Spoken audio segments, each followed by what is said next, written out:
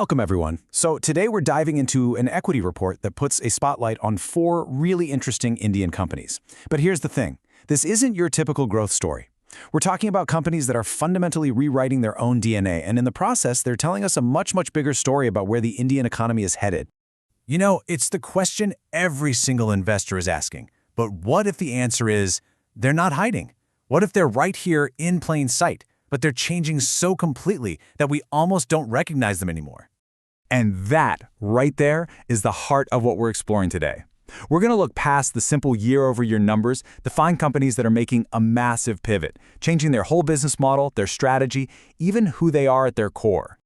Now, these shifts aren't just happening on their own. Each of these four companies is basically a bet on a huge government-backed strategic priority for India.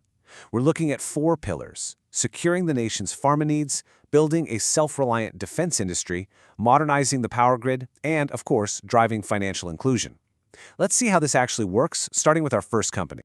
Okay, our first story is an incredible comeback. I mean, this is Orchid Pharma, a company that literally went through insolvency proceedings and is now right at the forefront of a global health crisis.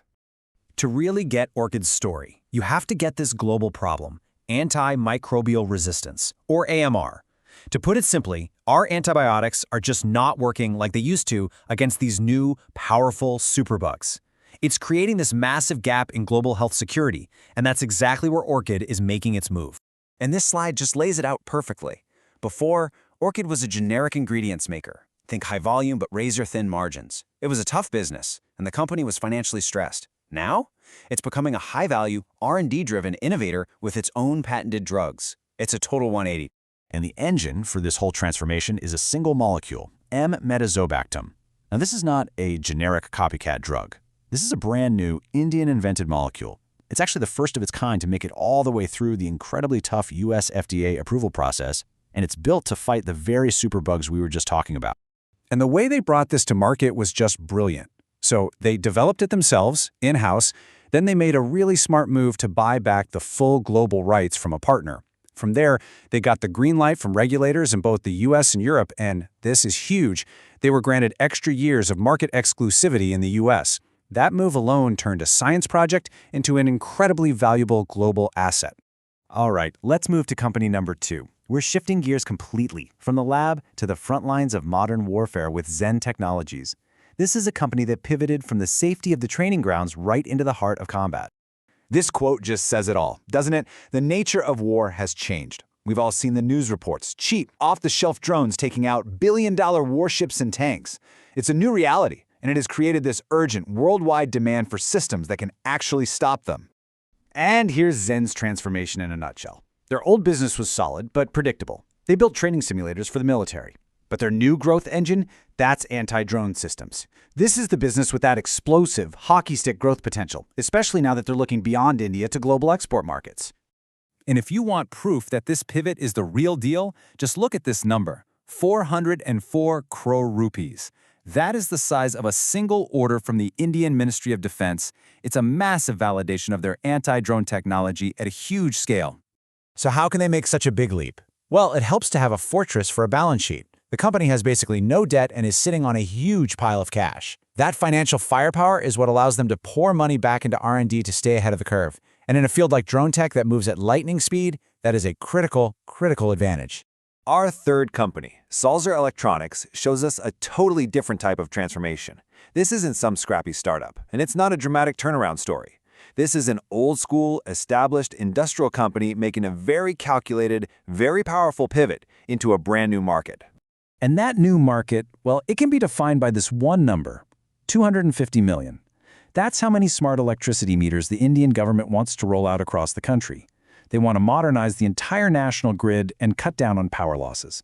I mean, the scale of that opportunity is just colossal. Now, if you look at where their money comes from today, you can see their legacy business is still king. Most of it comes from their core industrial switchgear products. That new smart meter business, it's not a big slice of the pie right now. But the key word there is yet. And this right here perfectly explains what's happening. It's the classic J-curve effect. See how revenues are growing nicely, but profits have actually dropped? So why is that? It's because they're spending a ton of money right now, building new factories, hiring people to get ready for that $250 million opportunity. All those costs hit their financial statements before the huge wave of revenue comes. And that brings us to our fourth and final company, a name I'm sure you recognize, Jio Financial. Now, this story isn't a pivot or a turnaround. This is the story of a giant being built from scratch and essentially being switched on to compete in India's massive digital economy. The single most important thing to understand about Jio Financial is this shift right here. It started its life as a passive holding company, basically just a giant pot of money spun off from its parent. Now it is an active operating company. For the first time ever, the money it's making from its actual business, lending and fees, is more than the money it makes from its treasury investments. The engines are officially on.